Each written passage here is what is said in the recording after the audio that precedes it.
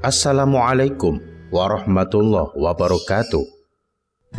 Selamat bergabung kembali dengan Tinta Pena di Anong-Anong TV.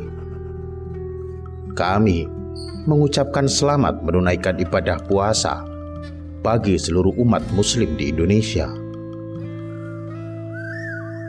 Dan untuk menemani ibadah puasa Anda selama bulan Ramadan, kami akan menghadirkan kisah atau biografi dari para tokoh muslim ternama. Untuk edisi pertama, kami akan mengisahkan tentang biografi dari salah satu sahabat yang termasuk ke dalam anggota Khulafaur Rasyidin. Beliau adalah sahabat Abu Bakar As-Siddiq yang juga merupakan mertua dari Nabi Muhammad Sallallahu Alaihi Wasallam.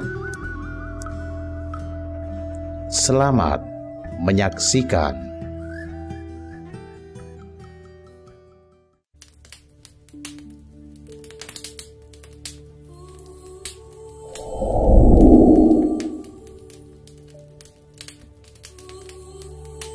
Sahabat Abu Bakar As-Siddiq, nama lengkapnya adalah Abdullah bin Utsman bin Amir bin Amru bin Ka'ab bin Sa'ad bin Tayyib bin Murrah bin Ka'ab bin Lu'ay bin Ghalib bin Fihr bin Malik al-Quraisy at-Taimi. Jika diperhatikan garis keturunan Abu Bakar As-Siddiq, maka akan bertemu dengan garis keturunan Rasulullah Shallallahu Alaihi Wasallam pada Murrah bin Ka'ab dan terus hingga ke atas. Sebelum masuk Islam, Abu Bakar As-Siddiq bernama Abdul Ka'bah. Ketika ia masuk Islam, Rasulullah Shallallahu Alaihi Wasallam mengganti namanya dengan Abdullah.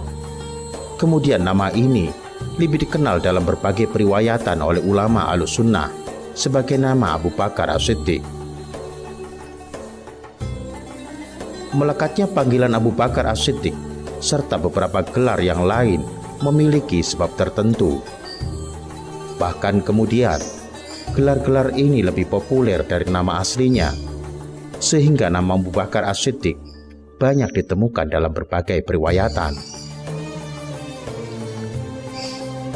Ali At-Tantawi menyebutkan bahwa panggilan Abu Bakar oleh bangsa Arab berasal dari kata al-bakru yang berarti unta yang masih muda. Sedangkan bentuk plural dari kata ini adalah bikara. Jika seseorang dipanggil dengan bakron, maka hal ini menunjukkan bahwa orang tersebut merupakan sosok pemimpin kabilah yang sangat terpandang kedudukannya dan juga sangat terhormat. Dari sini dapat dipahami bahwa digelarinya ia dengan Abu Bakar karena kedudukannya yang terhormat di tengah bangsa Quraisy. Baik terhormat dari segi nasab ataupun garis keturunan, begitu juga dari segi strata sosial karena beliau merupakan seorang saudagar yang kaya raya. Kemudian Abu Bakar digelari dengan beberapa gelar, yaitu Atiq dan As-Siddiq. Gelar Atiq yang disandang oleh Abu Bakar As-Siddiq memiliki beberapa pendapat di kalangan ulama. Sebagian mereka mengatakan bahwa disandangkannya gelar tersebut karena wajahnya yang atik atau cerah dan bersih. Ada pendapat yang mengatakan bahwa ia digelari dengan atik karena garis keturunannya yang bersih dan tidak ada cacatnya. Ada pendapat lain juga yang mengatakan bahwa ibunya tidak memiliki seorang pun anak laki-laki. Ketika Abu Bakar Siddiq dilahirkan, ibunya menghadap ke Ka'bah dan berkata, "Ya Allah, sesungguhnya ini adalah atik atau pembebasan dari kematian, maka anugerahkanlah ia padaku." Oleh karena itu, setelah Abu Bakar As-Siddiq besar, beliau kemudian digelari dengan kata atik. Namun ada sebagian pendapat yang mengatakan bahwa ia digelari dengan atik oleh Rasulullah Shallallahu Alaihi Wasallam, sebab dalam sebuah riwayat disebutkan, "An Aisyah ummul mukminin radhiyallahu anha qalat, Qala Rasulullah sallallahu alaihi wasallam, "Man sarrahu ay yanzura ila atiqin minan nar, falyanzur ila Abi Bakrin." Rawahu Al-Hakim. Dari Aisyah radhiyallahu an, ia berkata bahwa Rasulullah sallallahu alaihi wasallam bersabda, "Siapa yang berhasrat untuk memandang wajah orang yang terbebas dari api neraka, maka pandanglah wajah Abu Bakar." Hadis riwayat Hakim. Adapun Abu Bakar digelari dengan nata As-Siddiq, ulama juga berbeda pendapat. Sebagian mereka mengatakan bahwa sebelum masuk Islam, Abu Bakar telah dikenal dengan sifatnya yang jujur dan dapat dipercaya. Bahkan orang-orang Quraisy tidak meragukan lagi tentang apa yang disampaikan oleh Abu Bakar. Oleh sebab itu, beliau digelari dengan kata As-Siddiq. Pendapat lain mengatakan bahwa beliau digelari dengan As-Siddiq karena sikapnya yang dengan segera membenarkan peristiwa Isra dan Mi'raj Rasulullah Shallallahu Alaihi Wasallam. Perjalanan yang dilakukan dalam satu malam dari Masjidil Haram ke Masjidil Aqsa dan naik ke Sidratul Muntaha serta kembali lagi ke bumi dalam rangka menjemput perintah sholat dianggap sebagai bualan belaka oleh orang-orang Quraisy ketika itu. Sebab hal yang demikian dianggap sebuah perjalanan yang mustahil. Namun dengan tegas Abu Bakar berkata, "Sungguh aku membenarkan sesuatu yang lebih dari itu, dan dari segala khabar yang datang dari langit." Man binti Amir bin Uwaimar. Dari istrinya yang pertama, beliau dinugerahi anak Abdullah dan Asma. Dan dari istrinya yang kedua, beliau dianugerahi dengan Abdurrahman dan Aisyah. Setelah masuk Islam dan hijrah ke Madinah, Abu Bakar As-Siddiq menikah kembali dengan dua orang istri, yaitu Habibah binti Kharijah dan Asma bintu Umaysh. Dari Habibah ia dianugerahi Ummu Kulthum yang lahir setelah ia meninggal. Ummu Kulthum menikah dengan Thalha bin Ubaidillah yang merupakan salah seorang sahabat Rasulullah SAW. Sedangkan dari Asma, beliau dianugerahi dengan putra yang bernama Muhammad.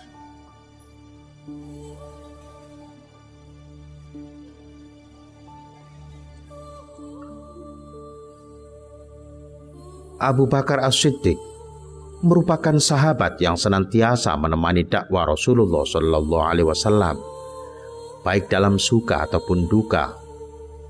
Beliau rela berkorban dengan harta dan jiwa yang beliau miliki untuk mendukung dan menyebarkan risalah dakwah kenabian.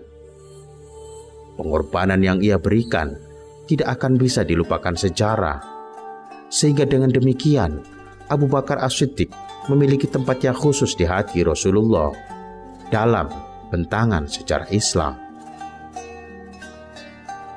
Ketulusannya dalam menyebarkan agama Allah Subhanahu wa Ta'ala dan keteguhannya dalam menghadapi berbagai tantangan dan ancaman dalam menyeru manusia kepada kebaikan menjadikan kedudukannya lebih istimewa di antara sahabat yang lain.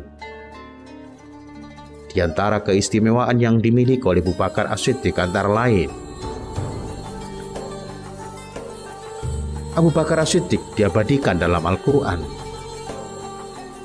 Pengorbanan Abu Bakar As-Siddiq dalam menyokong dakwah Rasulullah SAW mendapat apresiasi yang besar dan mulia dari Allah Subhanahu wa Ta'ala, sehingga dengan demikian penghormatan Allah terhadapnya diukirkan dalam beberapa ayat di Al-Quran. Di antaranya adalah yang tercatat dalam surat At-Taubah ayat 40. Illa tansuruhu faqad nasarahu Allahu id akhrajahu alladhina kafaru thani astaini idhuma fil ghar idh yaqulu li sahibihi la tahzan innallaha ma'ana.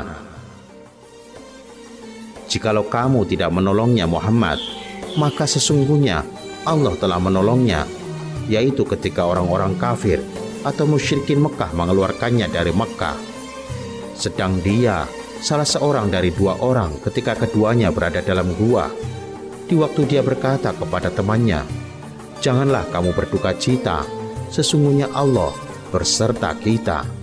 Surat At-Taubah ayat 40. telah menjadi konsensus di kalangan ulama dan juga pakar tafsir bahwa yang dimaksud dengan temannya dalam ayat di atas adalah Abu Bakar As-Siddiq. Sebab tidak mungkin ada seorang pun yang ada bersama Rasulullah SAW ketika bersembunyi di Gua Thur dalam perjalanan hijrah dari Makkah ke Madinah untuk berlindung dari kejaran orang-orang Quraisy, melainkan Abu Bakar As-Siddiq. Sebab ialah yang senantiasa mendampingi Rasulullah SAW dalam dakwanya, baik suka ataupun duka. Dalam ayat lain, Allah Subhanahu wa Ta'ala juga mengapresiasi pengorbanan Abu Bakar As-Siddiq. Penghargaan ini diberikan oleh Allah kepada Abu Bakar As-Siddiq ketika ia membebaskan Bilal bin Rabah dari tuannya. Orang-orang Quraisy ketika itu berkomentar, kenapa Abu Bakar membebaskan seorang budak yang tidak bermanfaat baginya? Pernyataan ini kemudian dibalas oleh Allah Subhanahu wa Ta'ala dalam firman-Nya, "Wa ma li ahadin 'indahu min ni'matin tujza illa ibtigha'a wajhi rabbihil a'la wa la sawfa yarda." Surat Al-Lail ayat 19-21. Padahal tidak ada seorang pun memberikan suatu nikmat kepadanya yang harus dibalasnya, tetapi dia memberikan itu semata-mata karena mencari keridhaan Tuhannya yang maha tinggi, dan kelak dia benar-benar mendapat kepuasan. Abu Bakar As-Siddiq merupakan manusia pertama yang masuk surga dari umat Rasulullah SAW. Hal ini diterangkan dalam sebuah hadis Rasulullah yang diriwayatkan oleh Abu Dawud sebagai berikut. An Abi Hurairah qala Rasulullah sallallahu alaihi wasallam, atani Jibril fa khadha bi yadi fa arani babal jannati alladhi tadkhul minhu ummati. Fa qala Abu Bakrin, ya Rasulullah, wadidtu anni kuntu ma'aka hatta anzura ilai. Fa qala Rasulullah sallallahu alaihi wasallam, ama innaka ya Abu Bakrin awalu man yadkhulu al-jannata min ummati. Rawahu Abu Dawud. Artinya, dari Abu Hurairah radhiyallahu an, ia berkata bahwa Rasulullah sallallahu alaihi wasallam bersabda, Jibril mendatangiku dan mengajakku untuk melihat pintu surga yang akan dimasuki oleh umatku nanti. Abu Bakar berkata, wahai Rasulullah, sesungguhnya aku berharap ketika ia datang, aku bersamamu, sehingga aku pun bisa melihat pintu surga. Rasulullah sallallahu alaihi wasallam berkata, sesungguhnya engkau Abu Bakar adalah orang yang pertama kali masuk surga dari umatku. Hadis riwayat Abu Dawud.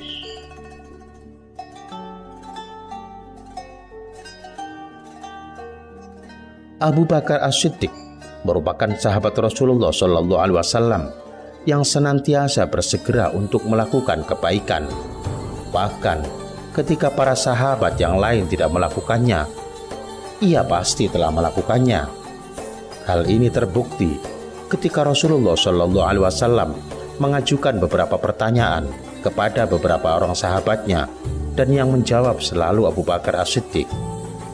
Dalam sebuah riwayat disebutkan, An Abi Hurairah qala Rasulullah Shallallahu Alaihi Wasallam, man asbaha minkumul yawma sha'iman. Qala Abu Bakrin radhiyallahu an, ana. Qala faman tabi'a minkumul yawma janazatan. Qala Abu Bakrin radhiyallahu an, ana. Qala faman at'ama minkumul yawma miskinan.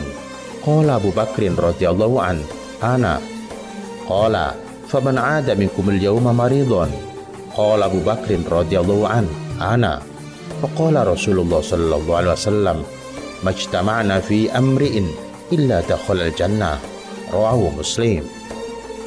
Artinya, dari Abu Hurairah radhiyallahu an, ia berkata bahwa Rasulullah sallallahu alaihi wasallam bersabda, siapakah di antara kalian yang pagi ini berpuasa? Abu Bakar menjawab, saya.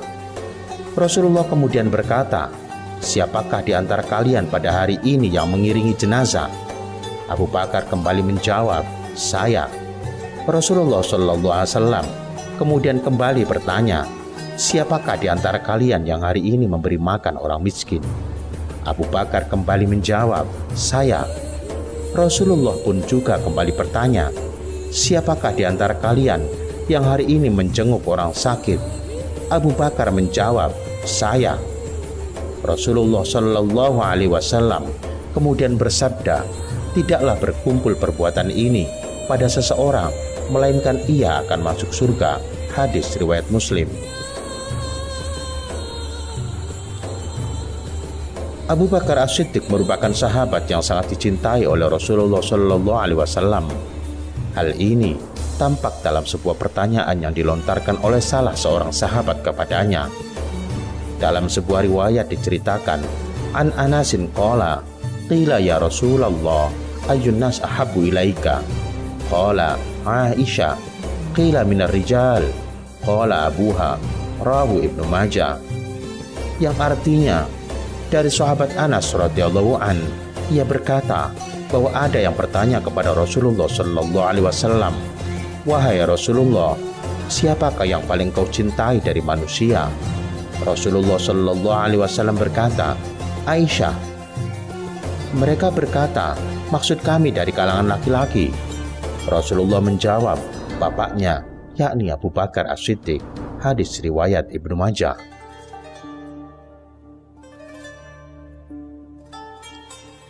Sampai di sini dulu pembahasan kita hari ini. Jangan lupa untuk menekan tombol subscribe, like, share, dan komen. Sampai jumpa di edisi selanjutnya. Salam Meduluran.